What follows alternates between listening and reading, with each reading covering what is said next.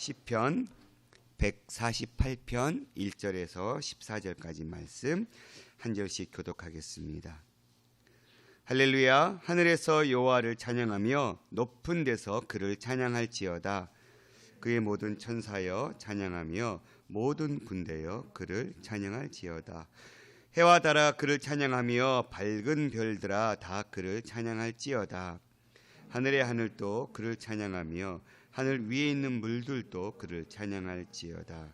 그것들이 여호와의 이름을 찬양함은 그가 명령하심으로 지음을 받았음이로다. 그가 또 그것들을 영원히 세우시고 패하지 못할 명령을 정하셨도다. 너희 용들아 바다여 땅에서 여호와를 찬양하라. 불과 우박과 눈과 안개와 그의 말씀을 따르는 광풍이며 산들과 모든 작은 산과 과수와 모든 백향목이며 짐승과 모든 가축과 기는 것과 나는 샘이여 세상의 왕들과 모든 백성들과 고관들과 땅의 모든 재판관들이며 총각과 처녀와 노인과 아이들아 여호와의 이름을 찬양할지어다. 그의 이름이 홀로 높으시며 그의 영광이 땅과 하늘 위에 뛰어나심이로다. 그가 그의 백성의 뿔을 높이셨으니 그의 모든 성도 곧 그를 가까이하는 백성 이스라엘의 찬양을 받으실 이시로다. 할렐루야. 아멘. 오늘 시편 148편은 146편부터 이어져 오고 있는 할렐루야 찬양시, 146편부터 150편까지는 할렐루야 찬양시라는 시의 형식으로 구분되고 있습니다. 할렐루야라 시작해서 할렐루야라 끝나고 있기 때문에 그렇습니다.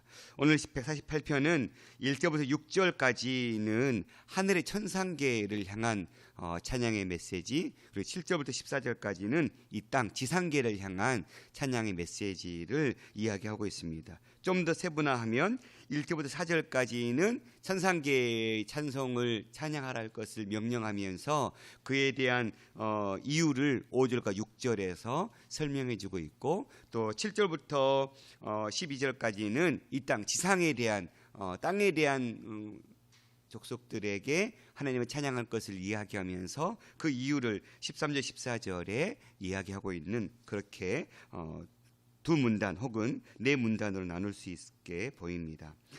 1절입니다. 할렐루야. 하늘에서 여호와를 찬양하며 높은 데서 그를 찬양할지어다. 하늘에서 여호와를 찬양하고 높은 데서 주님을 찬양하라. 그 하늘, 그 높음이 오늘 4절에는 하늘의 하늘, 그러니까 하늘 위의 하늘과 그 하늘 위의 물, 그러니까 최고의 높은 곳, 가장 높은 곳에서부터 주님을 찬양할 것을, 반면에 7절로 가면 너희 용들아 바다여 땅에서 여호와 찬양하라. 그러니까 성경에 우리 요한계시록 묵상할 때 용, 바다는 다 악의 세력들을 상징하는 상징물들이었잖아요. 그러니까 가장 낮은 곳, 가장 지하의 지하, 악의 근원이 나오고 있는 가장 낮은 곳에서 가장 하늘의 하늘 높은 곳까지 이 시인은 지금 찬양할 것을 이야기하고 있습니다. 하나님이 모든 최후 승리를 이뤄냈을 때 새하늘과 새 땅이 열렸습니다. 더 이상 이제 용과 바다가 하나님을 거역할 수 없는, 이제는 모든 세계가 다 하나님을 찬양해야 될 수밖에 없는 그런 날이 이르는 것이죠. 마치 그렇게 하늘 위의 하늘과 바다 밑에 바다까지 시인은 하나님을 찬양해야 함을 이야기하고 있는 것 같습니다. 그의 모든 천사여 찬양하며 모든 군대여 그를 찬양할지어다. 아마 천사의 무리들을 이야기하겠죠. 그러니까 하늘의 천사들까지도 주님을 찬양해야 함을 이야기하고 있습니다. 또한 하늘에 있는 해와 달과 또 별들이 그를 찬양하라고 얘기하고 있고, 하늘의 하늘도 그를 찬양하며, 그러니까 지금 샤마임 두 번을 쓰면서 강조하고 있거든요. 그러니까 하늘 위의 하늘, 그를 찬양하며 하늘 위에 있는 물들도 그를 찬양할지어다. 이렇게 하늘 천상계가 하나님을 찬양해야 함을 시인은 노래하고 있습니다.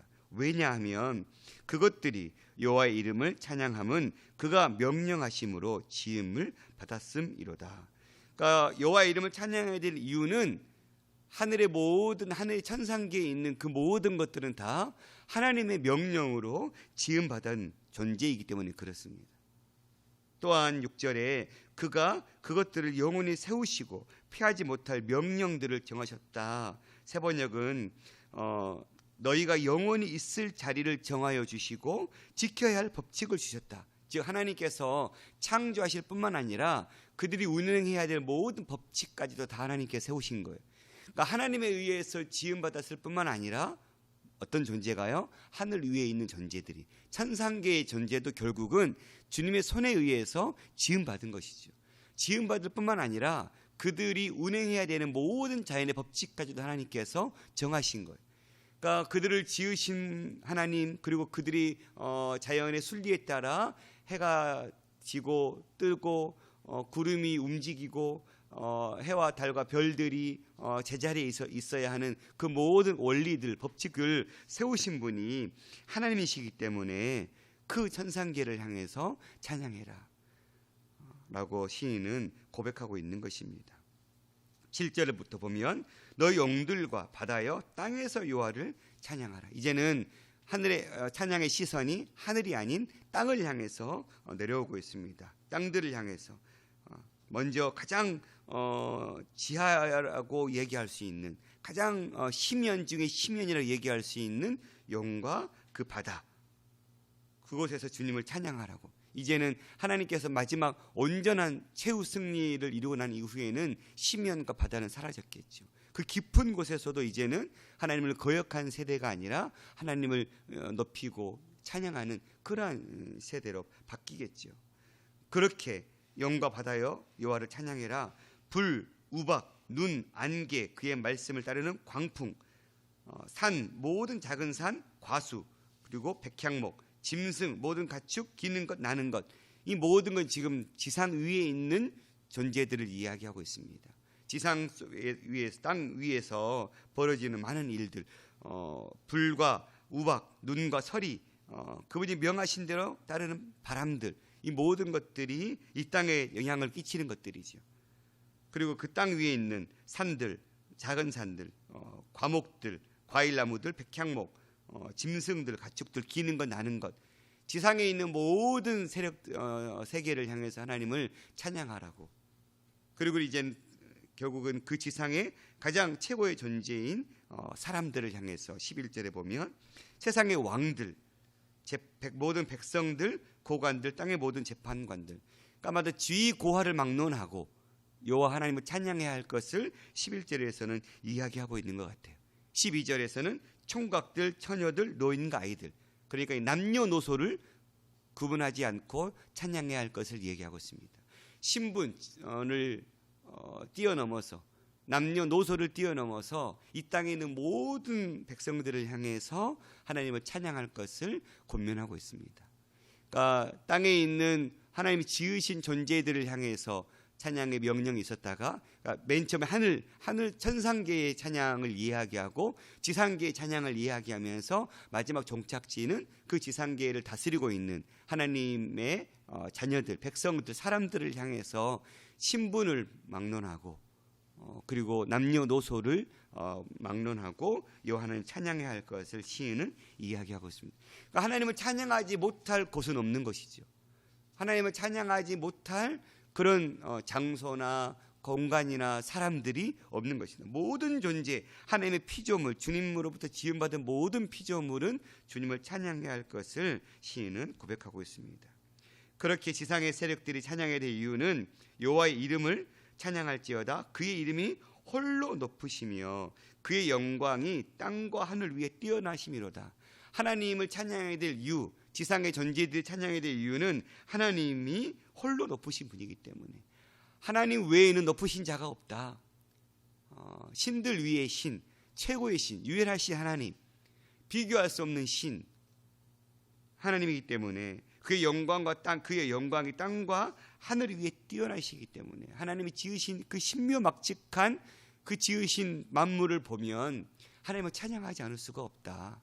어찌 이 자연 만물의 하나하나 이치들을 따져보면 어찌 이렇게 아름답고 하나님 그 손길 속에서 순리대로 되어가는 것들을 보면 그 하나님의 손길이 땅과 하늘 위에 뛰어나다 때문에 주님을 찬양해야 된다. 14절, 그가 그의 백성의 뿔을 높이셨으니, 즉 주님이 그의 백성을 강하게 하셨다라고 세번역을 번역하고 있거든요. 그의 모든 성도 곧 그를 가까이 하는 백성 이스라엘 자손의 찬양받을 이시로다 할렐루야라고 끝마치고 있습니다. 즉 지상의 사람들까지 찬양의 대상이 내려와서 이제는 구체적으로 이스라엘 백성들까지 향해서 노래할 것을, 그가 모든 백성을 강하게 하셨고, 그리고 주님의 백성들을 곧 그를 가까이 하는 백성 이스라엘 자손의 찬양 받으실 분이시다. 시인은 이렇게 노래하고 있습니다. 웨스트민스터 소리문답 제1 목적을 이야기할 때 그를 영화롭게 하고 그를 영원토록 즐거워하는 것을 답변으로 제시하고 있잖아요. 우리 인간의 가장 큰 목적, 그것은 하나님을 영원토록 높여드리고 즐거워하고 그분을 찬양하는 삶, 그것이 우리 인간에게만 해당되는 것이 아니라 모든 하늘과 땅의 지상 세계와 천상 세계에 하나님 지으신 모든 자연 만물 가운데 주님을 찬양할 것을 시인은 고백하고 있습니다. 왜냐하면 그 하나님께서 우리 모두를 지으신 분이시고, 하나님 그 지으신 통치의 원리에 따라 지상과 천상의 모든 세계가 지금도 이루어져 가고 있고, 또 하나님께서 홀로 높으신 분이시고 땅과 하늘 위에 뛰어나신 분이기 때문에, 그리고 그분이 우리를 구원하셨고 우리를 여전히 지금도 붙잡고 계시고 우리를 강하게 하시고 우리를 높여주시는 하나님이기 때문에 우리가 그분을 찬양해야 된다라고 시인은 고백하고 있습니다. 우리는 어떻게 주님을 높이고 예배하고 찬양하며 살아가고 있습니까? 우리의 삶 가운데 찬양받기에 합당하신 주님의 이름을 마음껏 높이며 찬양하며 살아가는 인생들이 되기를 원합니다. 하나님이 우리 인생을 향해서 지으신 그 목적들, 우리 삶 가운데 함께 하시면서 우리를 붙잡으시고 때에 따라 도우시고 하나님께서 쓸 것과 먹을 것을 공급해 주시는 그 은혜들을 우리가 기억하고 또 체험하고 누리고 느낄 때마다 그것을 허락하신 하나님께 찬양하며 그 하나님께 감사의 고백을 드리는 것, 그저 우리의 입술의 고백으로 높여드리는 노래가 찬양으로 돌려줄 수도 있겠지만 우리의 삶을 통해 우리의 삶의 곳곳에서 하나님을 높여드리고 그를 인정하고 그의 말씀에 순종하고 순응하면서 살아가는 삶, 즉 하나님의 말씀에 순복하면서 그 말씀대로 살아가는 삶이 곧 하나님을 높여드리고 찬양하는 삶일 것입니다. 그리고 우리의 삶을 통해서 믿지 않은 자들이 하나님을 바라보게 하는 삶, 그것이 하나님을 최고로 높여드리는 삶이겠죠. 오늘 저와 여러분의 삶을 정하시고 지으시고 다스리시고 운행하시는 그 하나님을 우리의 입술과 우리의 온 삶을 통해서 높여드리는 그런 삶으로 우리의 삶이 세워질 수 있기를 소망합니다.